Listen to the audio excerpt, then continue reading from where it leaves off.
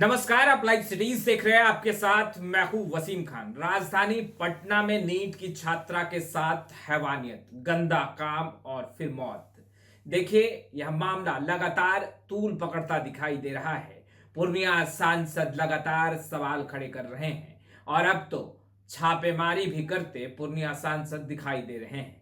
मगर कई सवाल पुलिस प्रशासन पर, अब तो सवाल डिप्टी सीएम और गृह मंत्री सम्राट चौधरी पर भी उठ रहा है और मुख्यमंत्री नीतीश कुमार के चुप्पी पर भी कई सवाल दागे जा रहे हैं।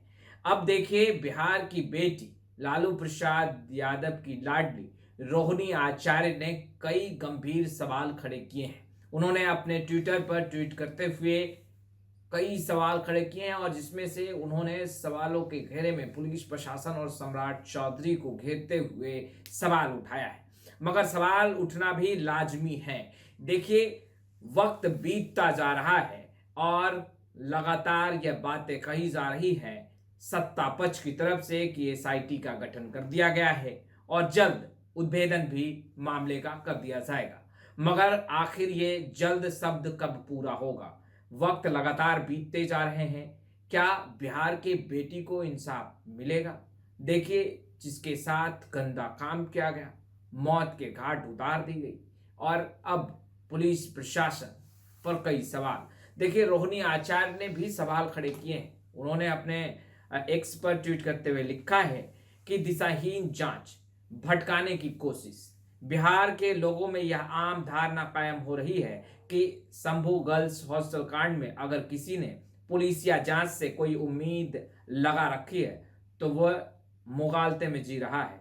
ऐसी धारणा कायम होने की वाजिब वजहें भी हैं। घटना घटित हुए लगभग एक पखवाड़े का समय होने जा रहा है। उपलब्ध साक्ष्य व उजागर पोस्टमार्टम रिपोर्ट से लगभग सब कुछ स्पष्ट है। फिर भी पुलिस के द्वारा पुलिस या जांच यार्ड में रोज एक नई भटकाने, भ्रम पैदा करने वाली थ्योरी सामने रखी जा रही है। हॉस्टल संचालकों, सहज सर्जरी नर्सिंग होम, प्रभात मेमोरियल हॉस्पिटल, प्रभात हॉस्पिटल के डॉक्टर सतीश, चित्रगुप्त नगर थाना की महिला पुलिस अधिकारी, पटना के वरीय पुलिस अधीक्षक पर किसी भी प्रकार कोई पुख्ता कार्रवाई अभी तक नहीं हुई है। मुख्य आरोपियों की अब तक नहीं हुई गिरफ्तारी के सवाल पर भी सरकार के द्वारा गठित एसआईटी मौन है। बिहार के माननीय मुख्यमंत्री मौन है। गृह मंत्री घिसा पीटा जवाब देकर औपचारिकता पूरा करते दिख रहे हैं। ऐसा प्रतीत होता है कि बिहार सरकार व पुलिस जांच की दिशा को लंबा खींच व भटकाकर मामले को ठंडा करने की कोशिश के साथ मामले की नीपापोती करने में आरोपियों एवं अभियुक्तों को किसी बड़े दबाव की वजह से बचाना चाह रही है। दिशाहीन जांच, भटकाने की कोशिश। देखिए, कई सवाल रोहिणी आचार्य ने भी खड़े कर दिए हैं और अब सवाल सत्ता पक्ष पर, अब सवाल बिहार के गृह मंत्री सम्राट चौधरी पर, अब सवाल जिला प्रशासन पर और सवाल यह भी उठ रहा है कि क्या बिहार की बेटी को इंसाफ मिलेगा या फिर किसी बड़े रसूखदार के दबाव में जांच प्रक्रियाओं को आगे बढ़ाया जा रहा है। यह सवाल हम नहीं उठा रहे हैं, यह सवाल रोहिणी आचार्य ने उठाया है।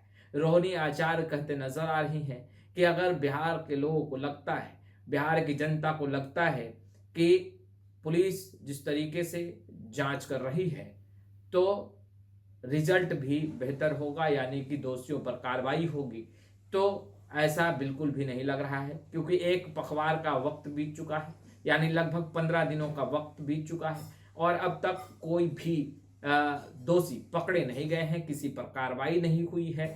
तो आखिर जो एसआईटी का गठन किया गया वो मौन क्यों है? और बिहार के गृह मंत्री डिप्टी सीएम सम्राट चौधरी घिसा पिटा बयान क्यों दे रहे हैं? क्या केवल ये औपचारिकता पूरा कर रहे हैं?